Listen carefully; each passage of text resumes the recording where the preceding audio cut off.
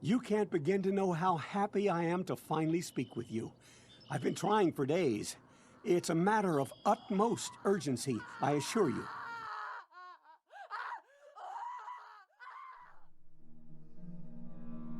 War never changes. But Vault-Tec changes everything.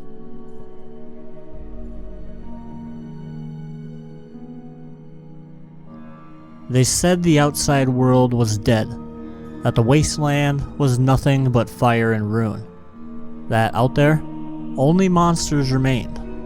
But in here, in Vault 101, we were safe, protected, sheltered.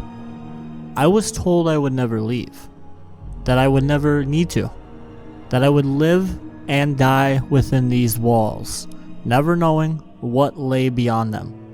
And for a time, I believed them. Question 10. Who is indisputably the most important person in Vault 101? He who shelters us from the harshness of the atomic wasteland, and to whom we owe everything we have, including our lives. The first circle of hell is Limbo, a place of shadows, where the souls of the lost linger, not in suffering, but in emptiness. No pain, no joy, just existence. That was Vault 101, a limbo disguised as paradise. But Limbo cannot hold forever. One day, the door opens. One day, the past comes knocking. My father was gone. He had broken the sacred rule. He had left the vault, and in doing so, he had damned me. And so, like all who wander into the Inferno, I was cast out of Limbo, into the unknown. The first step was definitely the hardest. But the moment I crossed that threshold, I understood. Vault 101 was not a heaven. It was never meant to be. It was just the waiting room of hell. Limbo was sterile and controlled, but this was something else. The Inferno does not welcome its travelers. It swallows them. The first thing I learned in hell was fear. It's funny. I thought about turning back just for a moment, just long enough to wonder if I had made a mistake. But hell has only one road, and it always leads forward. Attention, citizens. Nuclear strike imminent. In Dante's Inferno, the second circle is lust, a place of desire, obsession, and suffering. Here, souls are caught in a storm, tossed and broken, forever punished by the passions that once ruled them. The pit is no different. Here, lust is not just of the flesh. It is a hunger for power, for control, for survival. And in the iron grip of the slavers, no one is free. I have information of great value to anyone willing to help me free my people. Please, help us. But before you get anything, what I need you to do is to take a trip with me to a place called The Pit. It's a city to the northwest of here, a long way away. I want you to come with me and help me steal something that will free my people. Dante saw the dam torn apart by winds of endless desire. Here, the wind is the crack of a slaver's whip, the screams of the desperate, the never-ending hammer of industry, forging chains for the souls who will never leave this place. We can do this the easy way, or the I break you in fucking half way. Your choice. Fine, have it your way.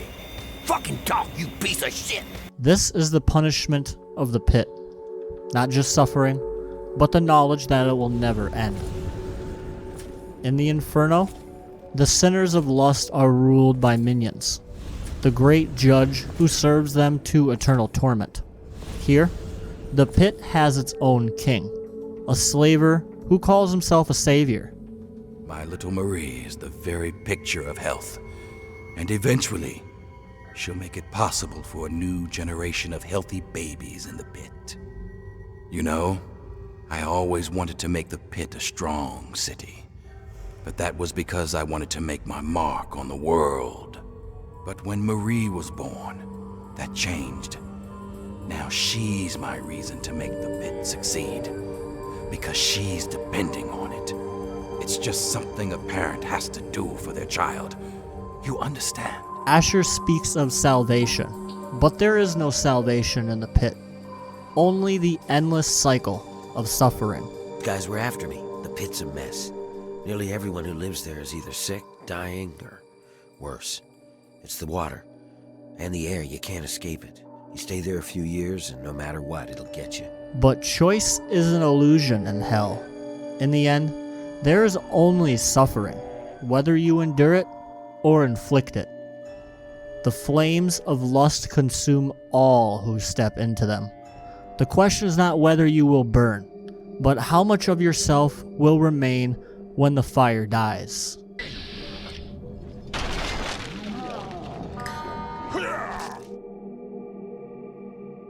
Dante watched as the storm of lust tore the sinners apart.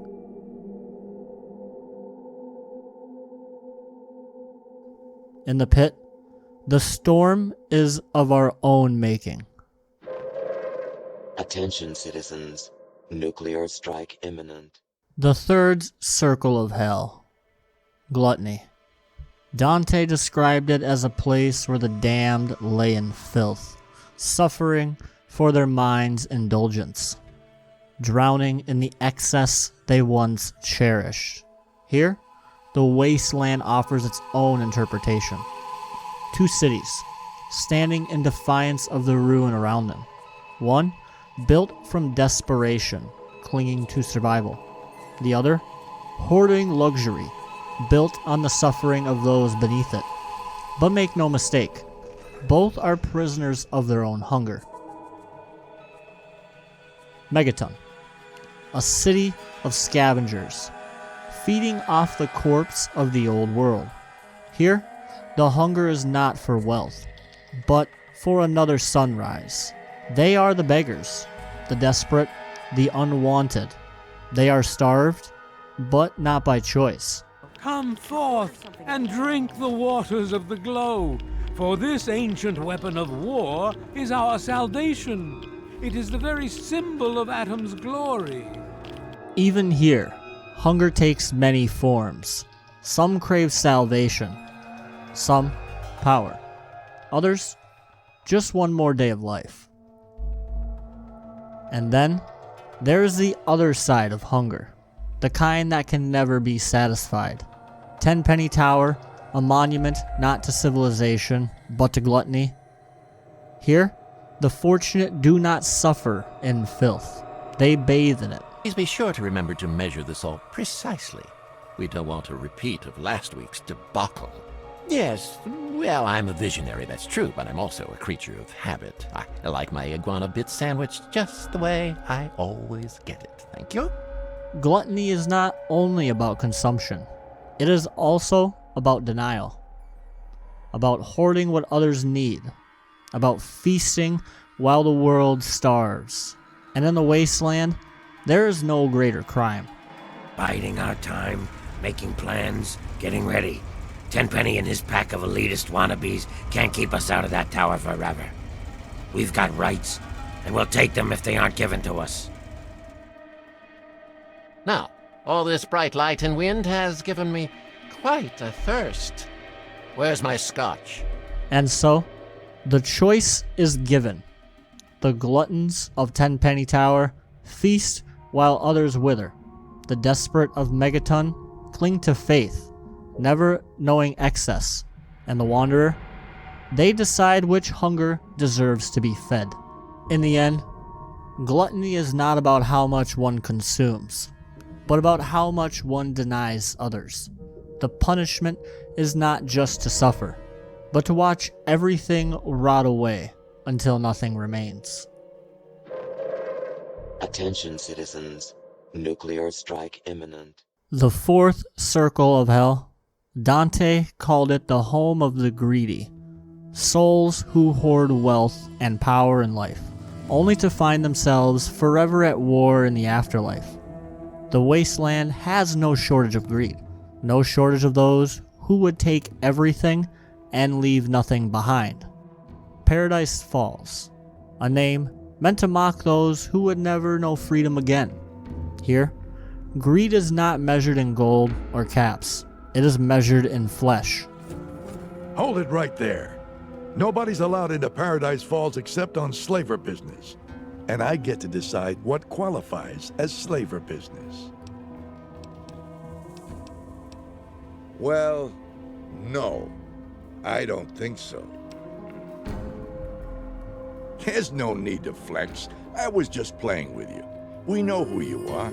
You can come in. Friendly warning. Don't act like a jackass. You won't get a second chance. Greed has no greater expression than slavery. To take a life, not to kill it, but to own it. To trade in souls as if they were bullets and rations. Dante wrote that the greedy were condemned to fight for eternity, battling for wealth they could never keep. Eulogy Jones has no such concern. He has already won, the richest man in Paradise Falls, and the only currency that matters to him is ownership. We make no judgments, no assumptions. We understand that it's a harsh world out there, and you do what you must to make it. There are two kinds of people in Paradise Falls. Those who take. You take this measure, shoot it at some poor schmuck. While he's in La La Land, you slip one of these collars over his head. Be careful with that collar. It'll explode if you tinker with it. Tell the slave to boot it over here pronto or his head'll pop. And those who are taken. Hey, mister, can you get us out of here? Look, we're not supposed to be in here. We live in Little Lamplight. Ever heard of it? Greed is never satisfied. It devours until there is nothing left. And when nothing remains, it moves to the next meal. Crap, this is hopeless! The Mungo's too tough for us! Run! A child should not have to carry a weapon, should not have to lead a war. But the Wasteland does not care. The Wasteland only takes.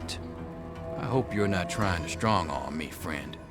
I'd be more than happy to cut both your legs off before you even think you have one to stand on. This is the price of greed. You take or you destroy. There is no middle ground and no negotiating. Dante's sinners of greed were left to fight in the filth, forever struggling over what they could never keep. But here, in the Wasteland, the battle never ends. The only question is, what are you willing to take? Attention, citizens. Nuclear strike imminent. The fifth circle of hell. Wrath. In Dante's Inferno, the wrathful are condemned to a river of boiling blood, where they thrash and tear at one another for eternity. It is a war without end, a battle without victors. And here, in the capital Wasteland, the river is not of blood, but of steel and fire. The Brotherhood, they call it justice. The super mutants call it survival. But what do you call a war that has no end? Super mutant activity in DC is high, but nothing out of the ordinary. A river of blood has no source, no beginning, only the endless current of violence, flowing from one generation to the next. But war is not a thing of sides. It is not a question of right or wrong. It is only a question of who is left standing. Those knuckle draggers? Nah, they don't bother us ghouls. Maybe they see us as kin or something, I don't know. Now those other assholes. Yeah, you know, those humans like you. Well, maybe not like you, I don't know, but humans all the same. The Brotherhood of Steel guys with their testosterone and power armor. Those Psycho Talon Company mercs. Those other assholes. The wrathful see only enemies. They do not ask why the war began. They do not ask if it can end. They only ask where to aim their weapon next. Do I stand with the Brotherhood? Their war machine grinding towards a goal they cannot name? Do I see the mutants as men, broken and reshaped into something that should not be? Or do I turn away from it all, knowing that the river of blood will flow, with or without me? Dante's sinners of wrath were condemned to fight forever, drowning in their own hatred. But here, in the Wasteland, the truth is worse. Because here, the war never ends. It only waits for the next fool to pick up a gun. Attention, citizens. Nuclear strike imminent. The sixth circle of hell, Heresy. In Dante's Inferno, it was reversed for those who defied divine truth, who worshipped false gods, who placed their faith in power rather than salvation. But in the Wasteland, faith is a currency traded by the desperate, and gods are nothing more than men in high places, pretending to hold answers. The Church of the Children of Atom is based on the idea that each single atomic mass in all of creation contains within it an entire universe. When that atomic mass is split, a single universe divides and becomes two, thus signifying the single greatest act of Atom's creation. Where most of the lost children of Atom see that event as simple war and devastation, we see creation and unification in Atom's glow. To those who follow Atom, destruction is not the end. It is the beginning. They do not fear the bomb. They do not fear death. They only fear being left behind when the fire comes. But faith built on destruction is faith built on sand. There is no salvation in fire, only ashes, and yet, in a world where all is dust, even the promise of a false god can be enough. Face to face at last. It's high time we met. Another god, another false prophet, but this one does not stand in rags preaching salvation. No, this one hides behind steel and circuits, calling itself a leader, calling itself a man. The purifier your father helped create has the ability to provide clean water to the whole of this capital wasteland. With a simple modification, it can be used to distribute agents that destroy mutated creatures upon ingestion. In time, we could eliminate all mutations in the wasteland at the same time the good people of the world regain their health. I need you to make the modification necessary for this to succeed. The United States has fallen on hard times, yes, but it can be healed. You have that power to heal within you if you allow yourself to act. What I ask of you needs explanation, so you understand why it must be done. Perhaps that will stir you to act. One god offers fire. The other offers order. But both demand the same sacrifice, obedience.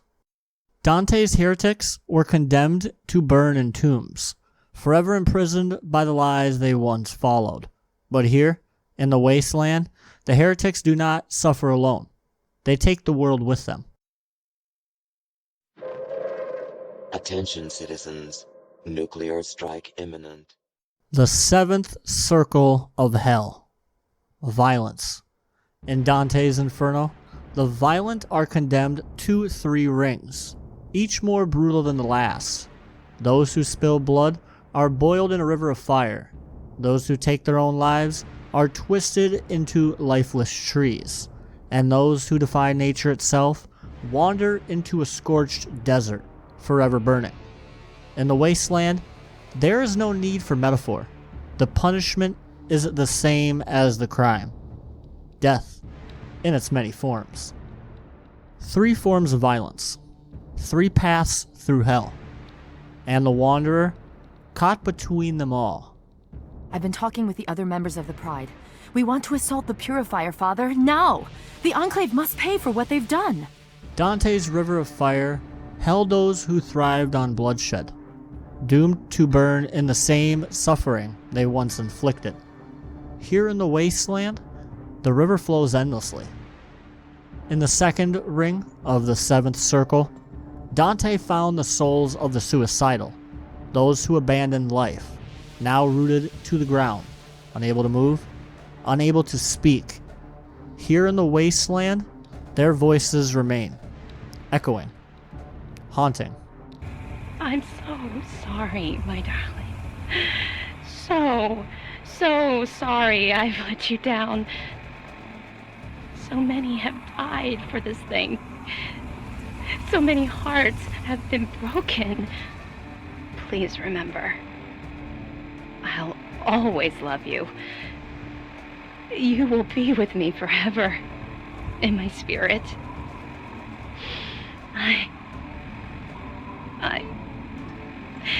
I love you. Violence, though, is not only found in war.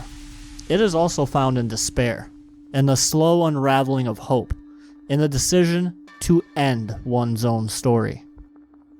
God damn it! I'm not in the mood for you, asshole! The final ring of violence is reserved for those who defy the natural order. Here, punishment and devotion are the same thing. They do not fear suffering. They embrace it.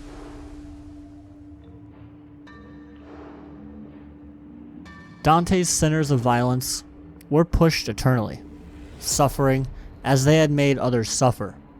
But in the Wasteland, there is no divine justice, only the choice to continue or to let the fire consume you. Attention, citizens. Nuclear strike imminent. The eighth circle of hell, fraud. In Dante's Inferno, the deceitful are divided into 10 pits, each reserved for a different breed of liar. The seducers, the corrupt, the falsifiers, the traitors. Here in the Wasteland, fraud is not punished. It is rewarded. The anticipation is palpable, isn't it? When you have finished savoring the moment, you may have the honor of pressing the button. Oh, and mind your eyes, it'll be brighter than bright. There is no saints in the Wasteland, only those who can sell a good lie. Fraud has many faces, but some wear the mask better than others. Do you sign your soul away for wealth? Do you walk away? Or do you tear down the system that rewards the wicked? Dante's sinners of fraud were damned to eternal deception, forever trapped by their own lies. But in the Wasteland, the greatest fraud is believing things will ever change.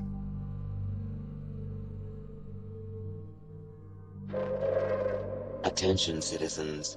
Nuclear strike imminent. The ninth and final circle of hell, treachery. In Dante's Inferno, the betrayers are entombed in ice, their souls frozen in the deepest depths of suffering. They are the ones who turned on their own, the ones who sold trust for power and love for greed. And here in the Wasteland, betrayal is not just a sin, it is the way of life.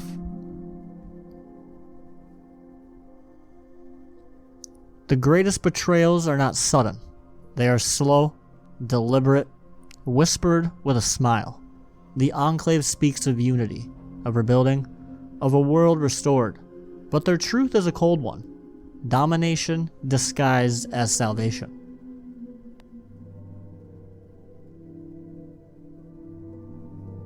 Dante's final sinners were those who betrayed not just their people, but the very fabric of existence. Here, the decision is no different. Do you choose to preserve the world as it is, or do you freeze it in time, reshaped by your own hand? Dante's betrayers were frozen in ice, forever trapped in their treachery. But here in the Wasteland, the only true punishment is living with the choices you make.